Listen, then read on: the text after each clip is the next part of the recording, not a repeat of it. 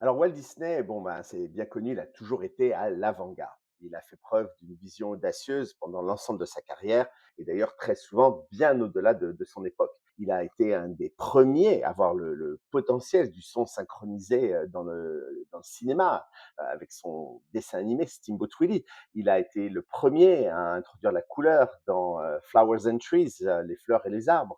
Il a été le premier à comprendre le potentiel immense de la télévision, qui a d'ailleurs servi énormément pour promouvoir le premier parc à thème familial Disneyland.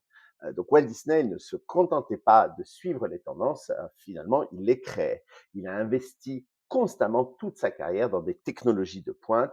Il a poussé ses animateurs et ses ingénieurs, ses Imagineers, ceux qui créent les attractions Disney, à repousser les limites de leur art. Il a toujours cherché de nouvelles façons de raconter des histoires et de créer des expériences uniques pour les spectateurs, pour les visiteurs de ces parcs à thème. Eh bien, dans le leadership, le changement n'est pas une option, c'est finalement une constance inévitable.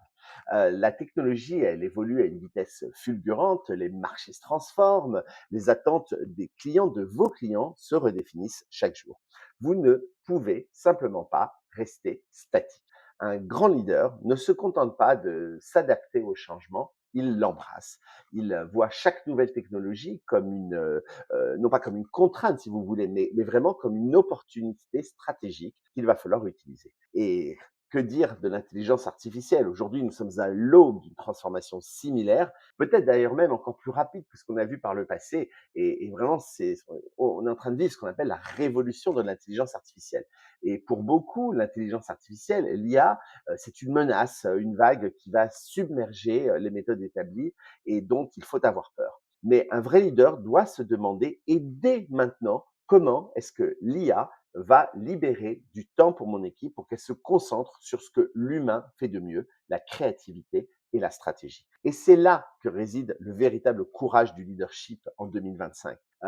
Par rapport à l'IA, par exemple, eh bien, c'est de ne pas ignorer cette technologie, mais c'est de l'intégrer en tant que partenaire, comme Disney a intégré le son à ses dessins animés au tout début, dans les années 20. Un leader moderne encourage son équipe à être curieuse, à expérimenter ses outils. Il va créer un environnement où l'on peut tester des nouvelles solutions, par exemple basées sur l'intelligence artificielle, et où l'échec de l'expérimentation, eh bien finalement, c'est une donnée, c'est pas une faute.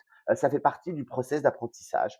C'est en innovant constamment, même avec des outils qui peuvent faire peur dans un premier temps, que vous allez rester pertinent et que vous vous distinguerez de la concurrence. Alors, la prochaine fois qu'une nouvelle technologie, telle que le Web 3 ou l'IA, on y est maintenant, ou la prochaine grande innovation arrive, ne la voyez pas comme une menace qui va remplacer vos collaborateurs ou qui va mettre à zéro votre business. Voyez cela comme une occasion en or de faire quelque chose de différent, de mieux, de plus grand. Le leadership, c'est choisir de construire l'avenir plutôt que de s'accrocher au passé. Soyez donc le Walt Disney de votre secteur.